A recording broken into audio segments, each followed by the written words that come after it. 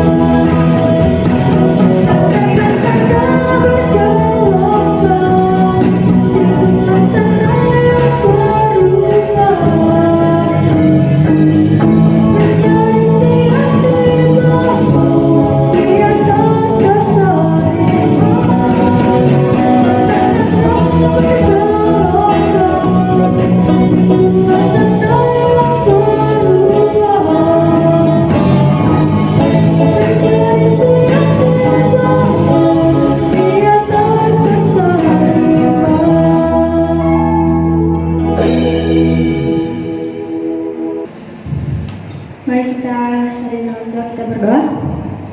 Ya Tuhan, Bapa kami berkekal dalam kerajaan surga. Terima kasih untuk kasih dan penyertaan-Mu ya Tuhan kepada kami semua Tuhan. Tuhan, sekarang kami akan memulaikan ibadah remaja kami.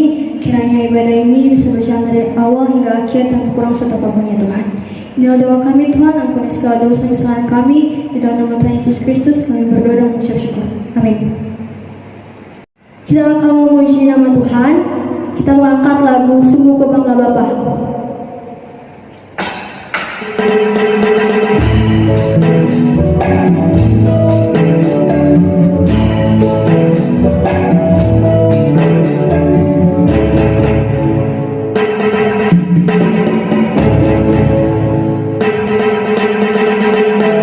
Sungguh ku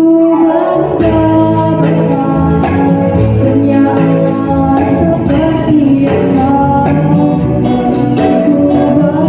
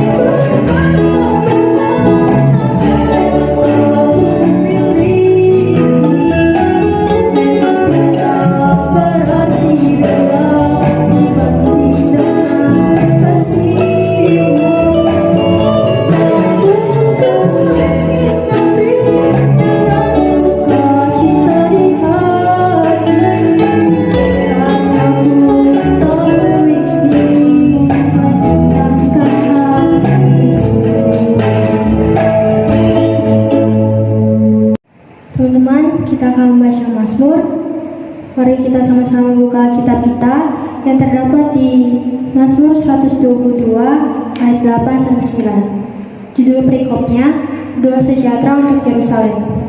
Ayat 8, oleh karena saudara-saudaraku dan teman-temanku, aku hendak mengucapkan, semoga kesejahteraan ada di dalammu.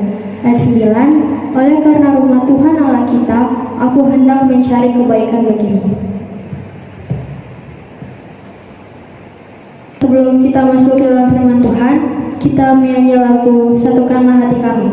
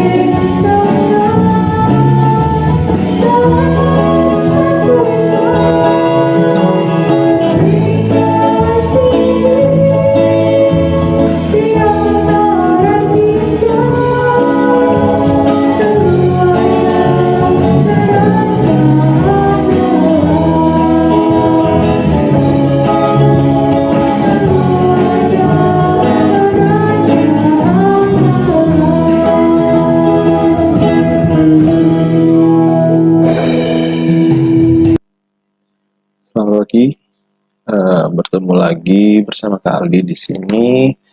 Kita akan masuk dalam pelayanan firman Tuhan.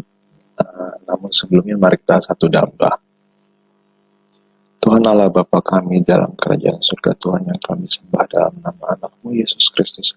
Terima kasih Tuhan atas penyertaan-Mu sehingga sampai pada saat ini kami masih memiliki kekuatan untuk mengikuti ibadah LK Remaja. Kami akan mendengarkan sebagian daripada firman-Mu ya Tuhan. Bimbing kami agar kami mampu mendengarkannya dengan penuh konsentrasi dan kami bisa membawa firman-Mu ke dalam kehidupan kami sehari-hari. Dalam nama Tuhan Yesus kami sudah berdoa dan mengucap syukur. Amin. Mari kita masuk ke dalam firman Tuhan. Judul firman Tuhan kita kali ini bukan aku atau kamu, tetapi kita. Kita akan mengambil ayat bacaan kita dari Lukas 7 ayat 36 sampai 50 dengan judul perikop Yesus diurapi oleh perempuan berdosa. Seorang Farisi mengundang Yesus untuk datang makan di rumahnya. Yesus datang ke rumah orang Farisi itu lalu duduk makan. Di kota itu ada seorang perempuan yang terkenal sebagai seorang berdosa. Ketika perempuan itu mendengar bahwa Yesus sedang makan di rumah orang Farisi itu, Datanglah ia membawa sebuah buli-buli pualam berisi minyak wangi. Sambil menangis, ia pergi berdiri di belakang Yesus dekat kakinya, lalu membasahi kakinya itu dengan air matanya dan menyekanya dengan rambutnya. Kemudian ia mencium kakinya dan meminyakinya dengan minyak wangi itu. Ketika orang Farisi yang mengundang Yesus melihat hal itu, ia berkata dalam hatinya, "Jika ia ini nabi, tentu ia tahu siapakah dan orang apakah perempuan yang menjamahnya ini. Tentu ia tahu bahwa perempuan itu adalah seorang berdosa." Lalu Yesus berkata kepadanya, "Simon, ada yang hendak kukatakan kepadamu." Sahut Simon, "Katakanlah guru." Ada dua orang yang berhutang kepada seorang pelepas uang.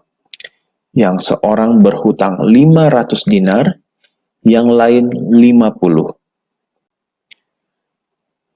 Karena mereka tidak sanggup membayar, maka ia menghapus hutang kedua orang itu. "Siapakah di antara mereka yang akan terlebih mengasihi dia?" Jawab Simon, "Aku kira dia yang paling banyak dihapus hutangnya." Kata Yesus kepadanya, "Betul pendapatmu itu." Dan sambil berpaling kepada perempuan itu, ia berkata kepada Simon, "Engkau lihat perempuan ini? Aku masuk ke rumahmu, namun engkau tidak memberikan aku air untuk membasuh kakiku. Tetapi dia membasuh kakiku dengan air mata dan menyekanya dengan rambutnya. Engkau tidak mencium aku, tetapi sejak aku masuk, ia tiada henti-hentinya mencium kakiku. Engkau tidak meminyaki kepalaku dengan minyak, tetapi ia meminyaki kakiku dengan minyak wangi. Sebab itu aku berkata kepadamu, dosanya yang banyak itu telah diampuni, sebab ia telah banyak berbuat kasih. Tetapi orang yang sedikit diampuni, sedikit juga ia berbuat kasih." Lalu ia berkata kepada perempuan itu, "Dosamu telah diampuni." Dan mereka yang duduk makan bersama dia berpikir dalam hati mereka, "Siapakah ia ini, sehingga ia dapat mengampuni dosa?" Tetapi Yesus berkata kepada perempuan itu, "Imanmu telah menyelamatkan engkau. Pergilah dengan selamat." Amin. Manusia sebagai makhluk sosial.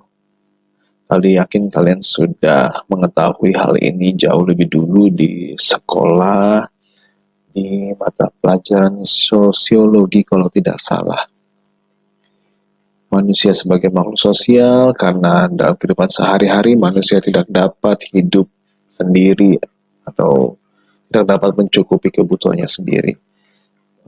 Meskipun ya kedudukan kekayaan yang dia miliki, manusia selalu membutuhkan manusia lain karena manusia cenderung untuk berkomunikasi, berinteraksi dan bersosialisasi dengan manusia lainnya.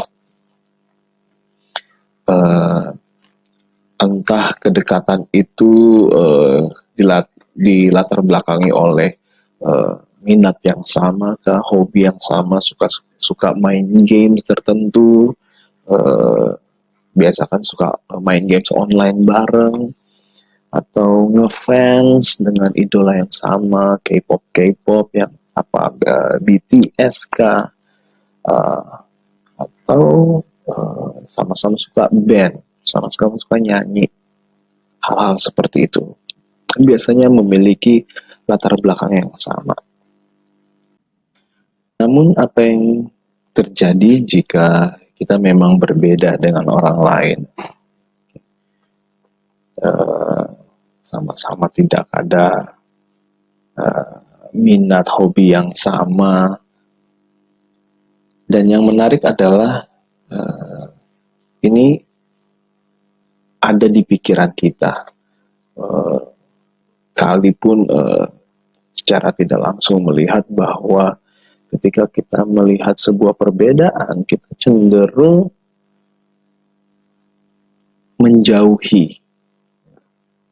kita langsung seperti jaga jarak ya. Oh, berbeda, kayaknya nggak usah terlalu dekat seperti itu. Padahal mungkin ada hal-hal menarik dalam perbedaan itu.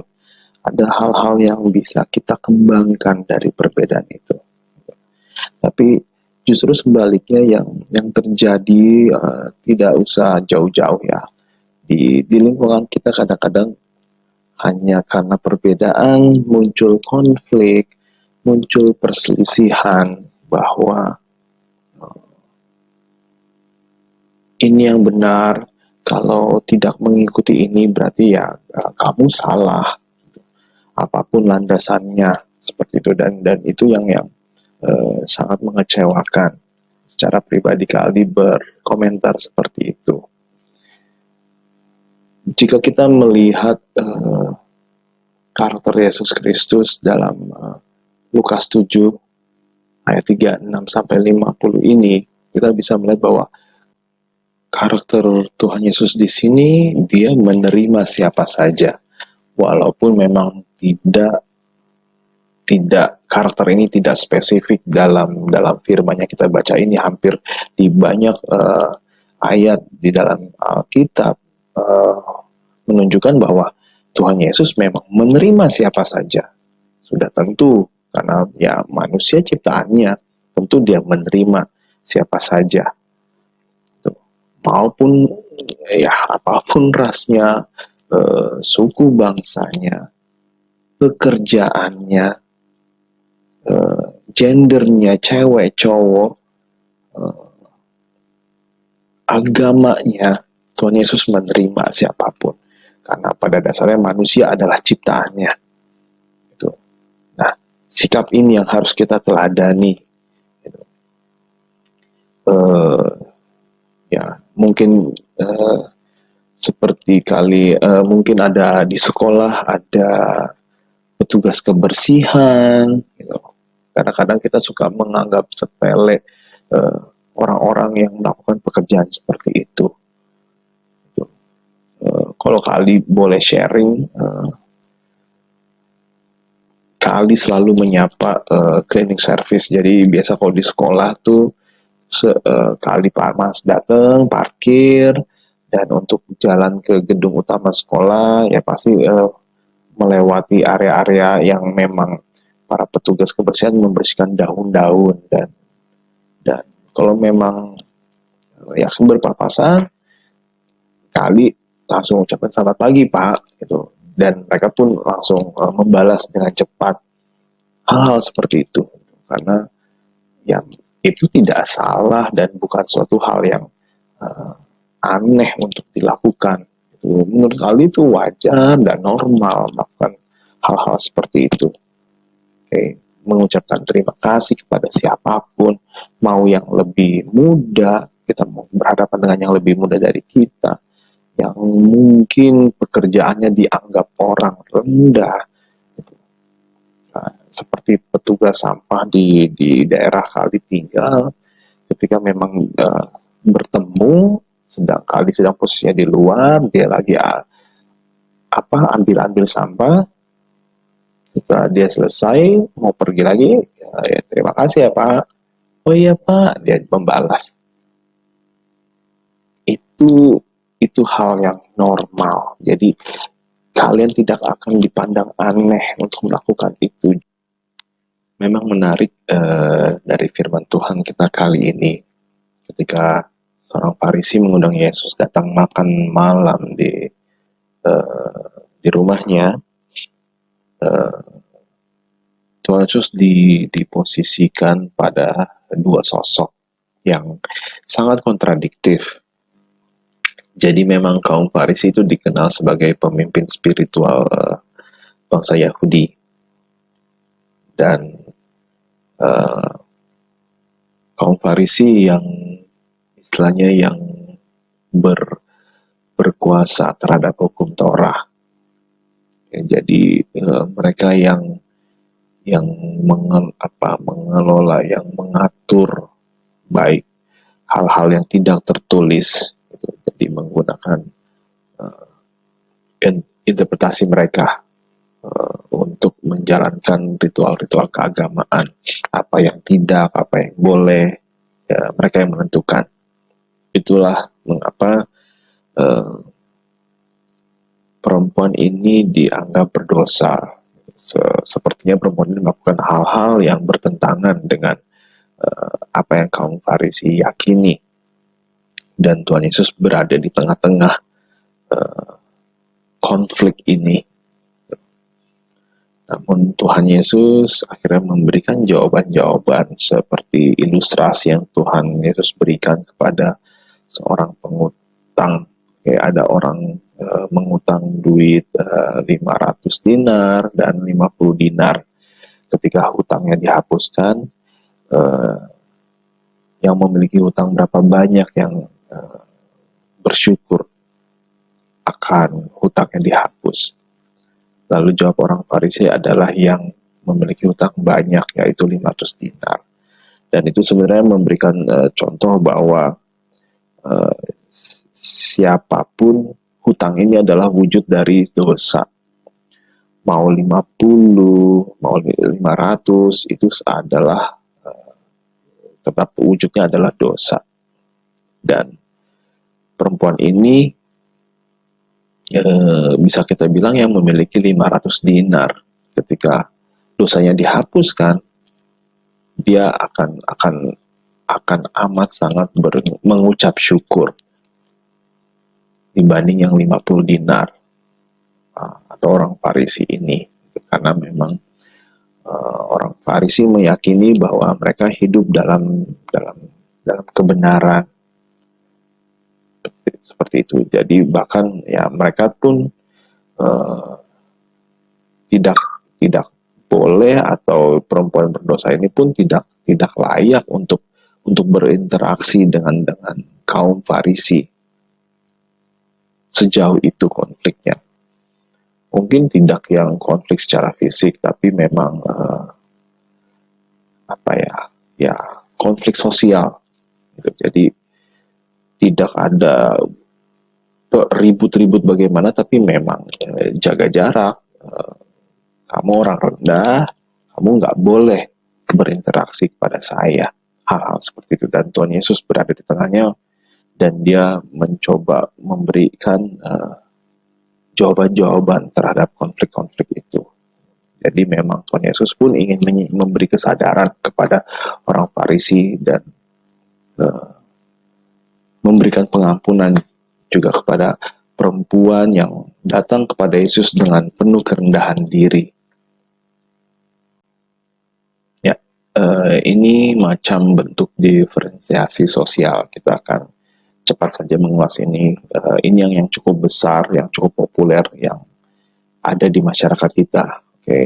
Diferensiasi perbedaan ras, suku bangsa, agama, profesi, jenis kelamin. Kadang-kadang terjadi diskriminasi terhadap hal-hal ini. Dan kita berharap kalian di usia dini mampu melihat hal ini sebagai sesuatu yang dia memang ada, tapi tidak perlu menjadi penghalang dalam kita bermasyarakat, dalam kita membangun bangsa.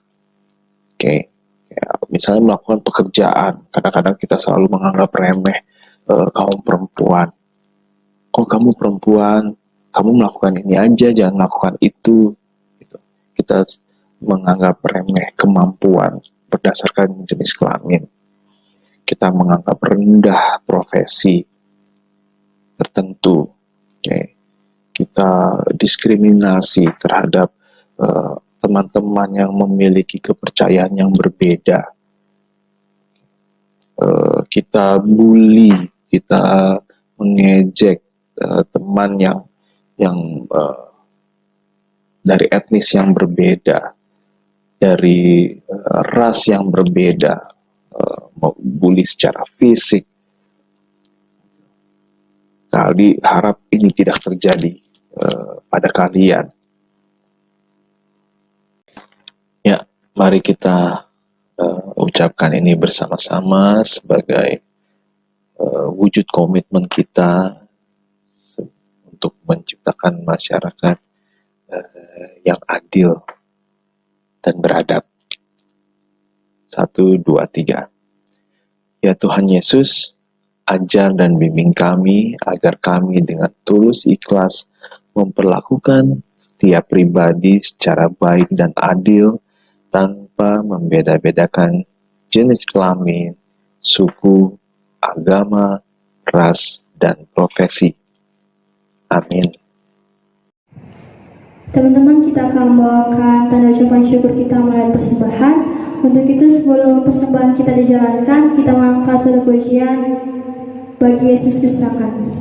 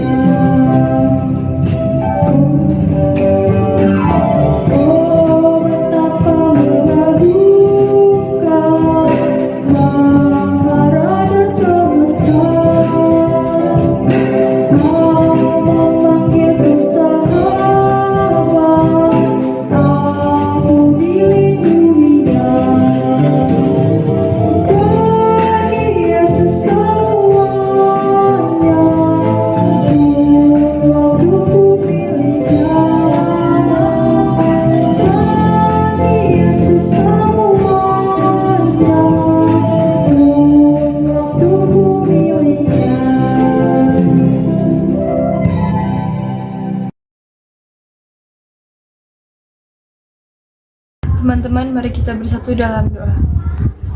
Selamat pagi ya Tuhan, terima kasih atas berkat-Mu pada hari ini. Tadi kami telah memberikan persembahan, Tuhan, berkati persembahan kami agar dapat berguna untuk pembangunan gereja kami demi memuliakan nama-Mu. Terima kasih Tuhan, haleluya. Ya Tuhan, saat ini kami kembali lagi kepadamu mengucap syukur dan berterima kasih atas segala berkat dan rahmat yang telah Engkau berikan di dalam kehidupan kami sehari-hari. Ya Tuhan, saat ini hamba juga ingin berdoa untuk kakak-kakak remaja dan teman-teman remaja agar selalu Engkau berikan mereka kesehatan, kekuatan, tubuh jasmani rohani yang berasal daripadamu Tuhan. Untuk pelayanan ibadah online kami, mohon Engkau selalu tuntun agar berjalan dengan baik Tuhan Yesus dan dengan tidak kurang suatu apapun. Dan untuk pelayanan gereja Gemis Mahanaim juga Tuhan, Engkau tuntun agar selalu berjalan dengan baik dan dengan tidak kurang suatu apapun Tuhan. Untuk orang tua kami, berilah mereka selalu kesehatan, kekuatan, tubuh jasmani rohani yang berasal daripadamu. Jauhkanlah mereka dari segala roh-roh jahat yang ingin mendekati mereka. Untuk bangsa dan negara kami Tuhan, selalu kuatkan dan damaikan dan damai sejahtera untuk bangsa dan negara kami Tuhan. Ya Tuhan, kami tahu doa ini belum sempurna, namun kami akan menyempurnakannya dengan doa Bapa kami. Bapa kami yang ada di surga, dimuliakanlah nama-Mu, datanglah kerajaan-Mu, jadilah kehendak-Mu di bumi seperti di surga. Dan berikanlah kami pada hari ini makanan kami yang secukupnya, dan ampunilah kami akan segala kesalahan kami, seperti kami juga mengampuni orang yang bersalah kepada kami, dan janganlah membawa kami ke dalam pencobaan, tetapi lepaskanlah kami daripada yang jahat. Karena Engkaulah yang punya kerajaan, kuasa, dan kemuliaan sampai selama-lamanya. Amin. Teman-teman, kita berada di ujung acara. Untuk itu, sebelum kita menutup ibadah macam kita angkat satu pujian, segala puji syukur.